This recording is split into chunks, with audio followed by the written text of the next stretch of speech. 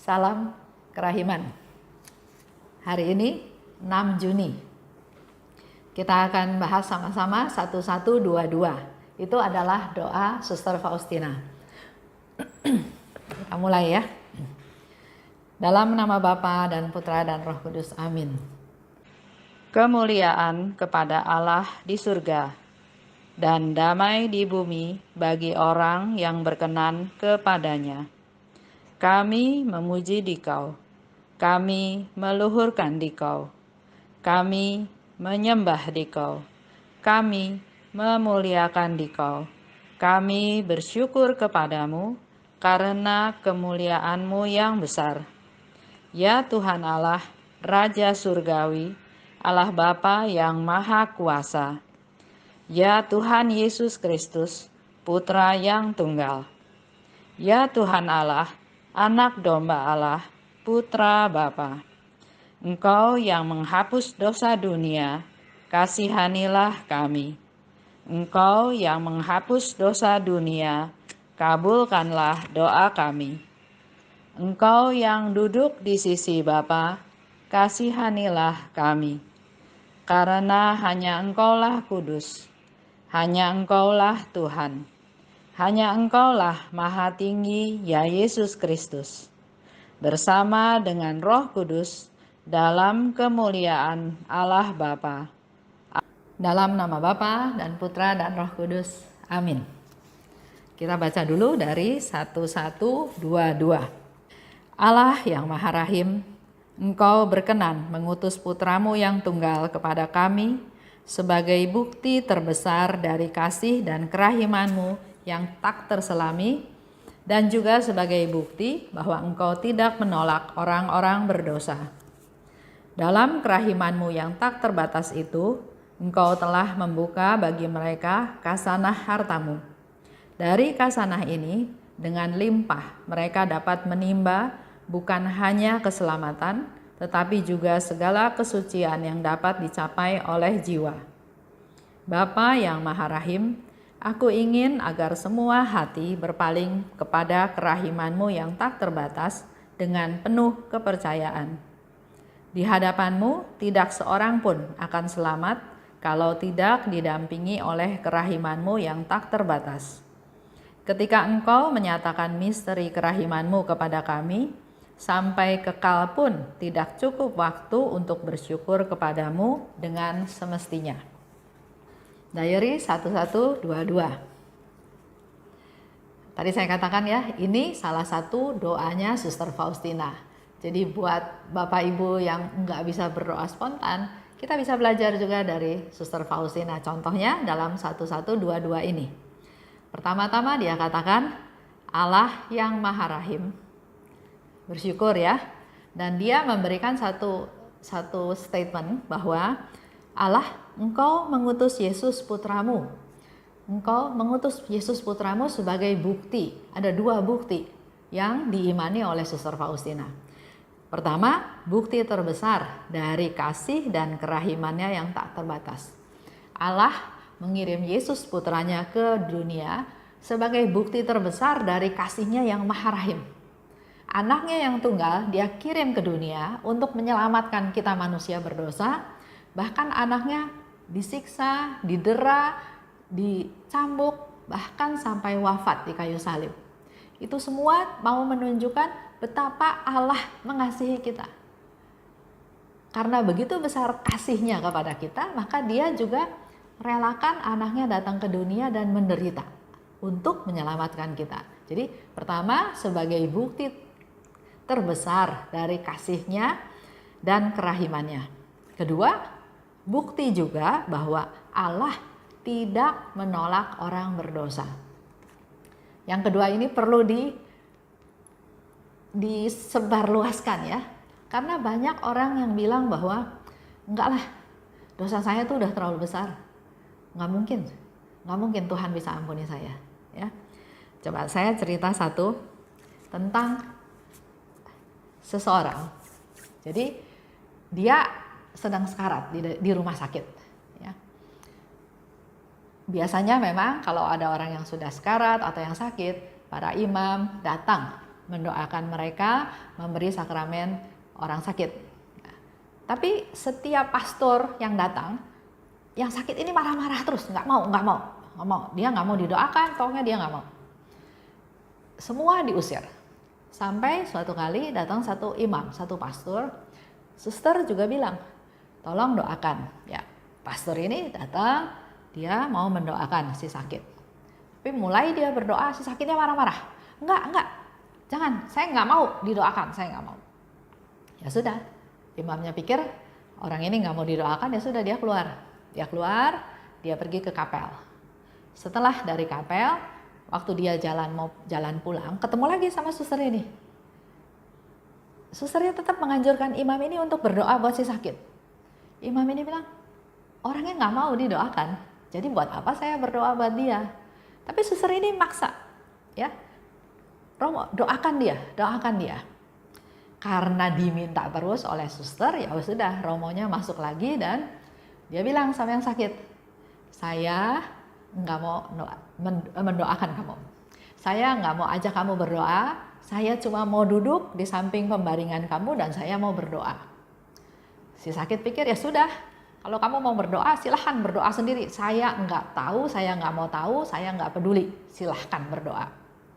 Nah, Romo ini berdoa koronka.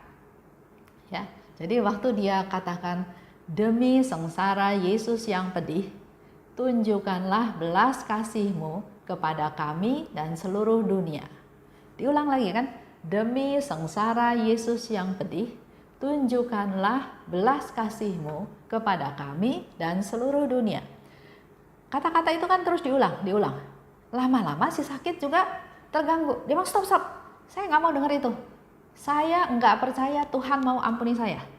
Jadi udah jangan berdoa itu, katanya gitu kan. Jadi si Romo ini tanya, loh memangnya kenapa? Kamu ada dosa sebesar apa yang Tuhan nggak bisa ampuni? Tuhan itu bisa ampuni segala macam penyakit. Enggak, saya ini melakukan dosa besar dan enggak mungkin Tuhan ampuni saya. Jadi udah jangan berdoa lagi. Tapi dengan begitu terjadilah satu komunikasi. Dia mulai membuka diri. Saya itu dosa besar, saya nggak mungkin diampuni sama Tuhan. Jadi Romonya tanya, coba kenapa permasalahannya? Kemudian dia cerita, waktu itu dia itu punya tugas jaga di pintu rel kereta api. Karena kelalaian dia, maka ada satu kendaraan lewat, mobil lewat, dia lupa tutup pintu kereta api. Sehingga mobil itu ketabrak kereta api, semua yang ada di dalam mobil itu meninggal. Suami, istri, dan anak. Dan di situ dia sangat menyesal, dia tahu dia berdosa, dia salah, gara-gara dia satu keluarga ini mati. Dia bilang gitu. Terus Romo itu jadi ngobrol kan, kejadiannya kapan? Sudah 25 tahun yang lalu. Di mana? Nah, mulai bercerita. Kemudian Romo itu bilang, Bapak tahu nggak? Keluarga yang kecelakaan itu adalah papa dan mama saya dan adik saya, adik perempuan saya. Harusnya saya juga ada di mobil itu, tapi nggak tahu kenapa saya nggak jadi ikut sama mereka. Saya ampuni Bapak. Kaget si bapaknya. Dia kaget karena dia nggak sangka bahwa pastor ini adalah salah satu anak daripada yang menjadi korban kecelakaan ditabrak kereta api itu. Dia bilang, saya mengampuni Bapak. Dan saya yakin, saya tahu Tuhan juga mengampuni Bapak. Di situ si sakit ini begitu merasa terharu, kaget, nggak sangka kok bisa Romo ini yang ayah, ibunya, adiknya kecelakaan gara-gara dia, kok bisa mengampuni saya? Akhirnya terjadilah proses penerimaan sakramen tobat. Dia menerima sakramen tobat, dia juga menerima pengurapan orang sakit, udah selesai. Ya, Romo ini keluar lagi, dia carilah suster itu, mau kasih tahu bahwa tugas saya udah selesai. Dia cari-cari suster, nggak ada suster ya. Terus dia tanya sama salah satu suster rumah sakit, suster, saya mau cari suster yang tadi. suster mana? Dia sebutin, loh di rumah sakit ini nggak ada suster biarawati. Kita semua adalah suster-suster medis seperti ini. Enggak, tadi saya ketemu sama satu suster biarawati yang menganjurkan saya untuk berdoa buat si bapak itu. Dan sekarang saya mau bilang bahwa saya sudah selesai dan bapak itu sudah menerima sakramen tobat, sudah menerima Tuhan, sudah mengalami damai. Enggak ada, suster biarawati itu enggak ada, enggak pernah ada di rumah sakit ini. Jadi Romonya bingung kan? Romonya bingung, ya sudah, selesai ceritanya. Sekian tahun kemudian, Romo ini pergi ke Vilnius. Vilnius itu ibu kota dari negara Lituania. Dulu negara Lituania ini bagian daripada Polandia. Tapi setelah perang, maka terbentuklah negara baru namanya Lituania dengan ibu kotanya Vilnius. Romo ini dikirim ke Vilnius. Dia datang ke sana dan di sana dia kaget karena di dinding dia melihat foto suster yang meminta dia untuk berdoa buat si sakit tersebut. Dia sampai terharu.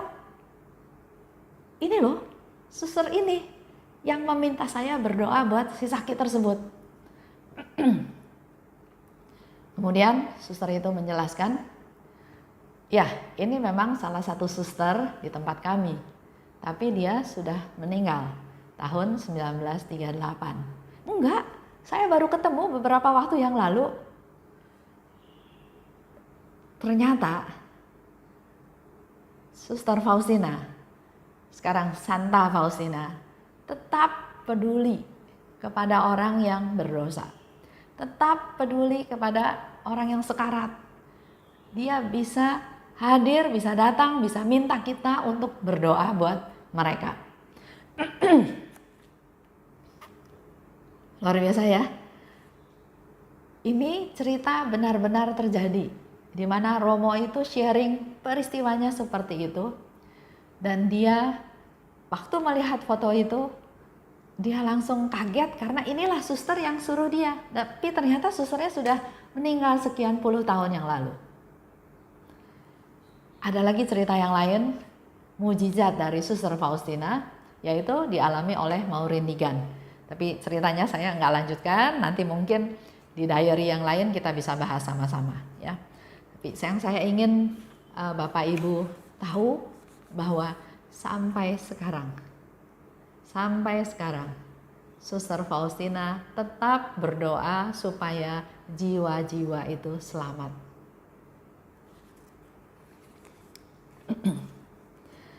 Kita lanjut ya. Jadi dalam doanya Suster Faustina, dia katakan Allah telah membuka khazanah hartanya, ya. Dan kita itu bisa datang kepada Allah untuk menimba keselamatan. Tapi bukan keselamatan aja yang kita dapat. Kita juga bisa memperoleh kesucian. Kesucian yang dapat kita minta dari Tuhan. Keinginan Suster Faustina di dalam doanya adalah dia mohon kepada Tuhan supaya semua hati itu berpaling kepada kerahimannya Tuhan yang tidak terbatas. Tapi dengan syarat, dengan penuh kepercayaan. Jadi bukan hanya berpaling, lagi susah ya cari Tuhan, udah itu udah enggak ya, tapi sungguh-sungguh menjadi fokus prioritas. Berpaling kepada kerahiman Tuhan dengan penuh kepercayaan, dengan penuh iman. Karena di diary-nya Faustina juga dikatakan, tidak ada orang yang akan selamat kalau tidak berpaling kepada kerahiman Tuhan. Dan di sini Suster Faustina memberi ketegasan, tidak ada orang yang akan selamat kalau tidak didampingi oleh kerahiman Tuhan. Jadi semua orang perlu kerahimannya. Ungkapan lagi Suster Faustina, kalau kita mau berterima kasih atas kerahiman Tuhan, sampai kekal pun katanya ya, sampai kekal pun nggak cukup waktu untuk bersyukur pada Tuhan. Karena begitu banyak rahmat yang Tuhan beri, begitu melimpah sampai nggak terhitung, sehingga sampai akhir pun, sampai kekal pun nggak cukup. Kita mengucapkan terima kasih, bersyukur kepada Tuhan.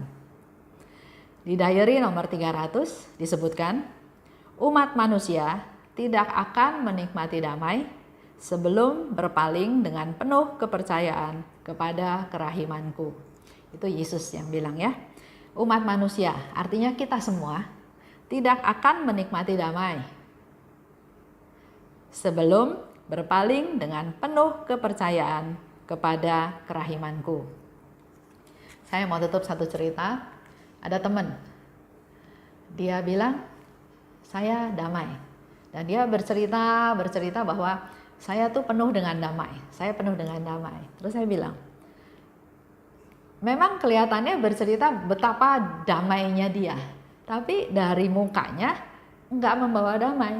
Dia bilang, biarin, terserah. Yang penting saya damai. Saya bilang, enggak. Damai itu perlu kelihatan dari tampilan kita. Bagaimana kita bilang saya damai kalau muka kitanya ruwet, muka kita nggak damai. Dan di sini Tuhan Yesus bilang, tidak akan bisa menikmati damai kalau kita nggak berpaling kepada kerahiman Tuhan. Mari ini jadi PR kita semua supaya kita sungguh-sungguh bisa merasakan damainya Tuhan dengan berpaling penuh kepercayaan kepada kerahiman Tuhan. Kita tutup ya dengan doa. Dalam nama Bapa dan Putra dan Roh Kudus. Amin. Allah Bapa yang Maha Baik, terima kasih atas rahmat-Mu, atas berkat-Mu, atas kemurahan hati-Mu, dan juga terutama atas Suster Faustina yang memberikan contoh bagaimana berdoa kepadamu.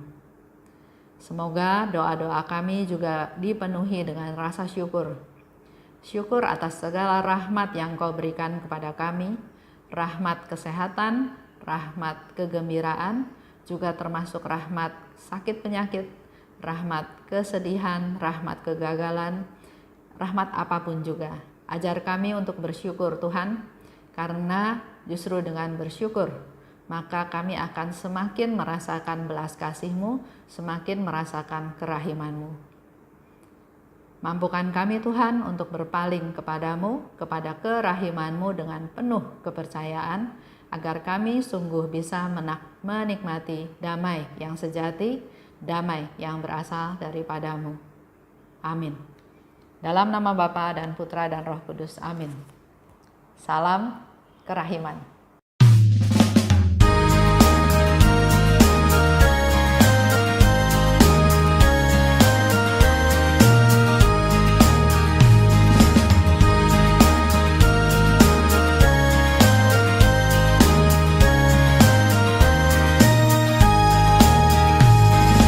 Berbahagialah jiwa yang menyerukan kerahiman Tuhan. Jiwa itu akan dibela oleh Tuhan sebagai kemuliaan-Nya. Pujilah kerahiman Tuhan dengan mengandalkan kerahiman-Nya itu. Pujilah kerahiman Tuhan sepanjang hidupmu. Pujilah kerahiman Tuhan dengan mengandalkan kerahiman-Nya itu. Pujilah kerahiman Tuhan sepanjang hidupmu.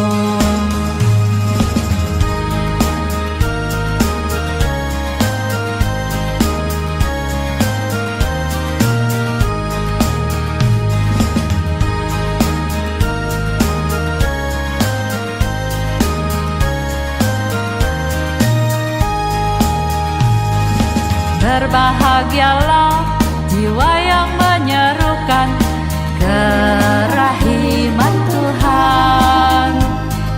Jiwa itu akan dibela oleh Tuhan sebagai kemuliaan-Nya. Pujilah kerahiman Tuhan dengan mengandalkan kerahiman-Nya itu. Pujilah kerahiman Tuhan sepanjang hidupmu. Pujilah kerahiman Tuhan dengan mengandalkan kerahiman-Nya itu. Pujilah kerahiman Tuhan sepanjang hidupmu. Pujilah kerahiman Tuhan dengan mengandalkan kerahiman-Nya itu. Pujilah kerahiman Tuhan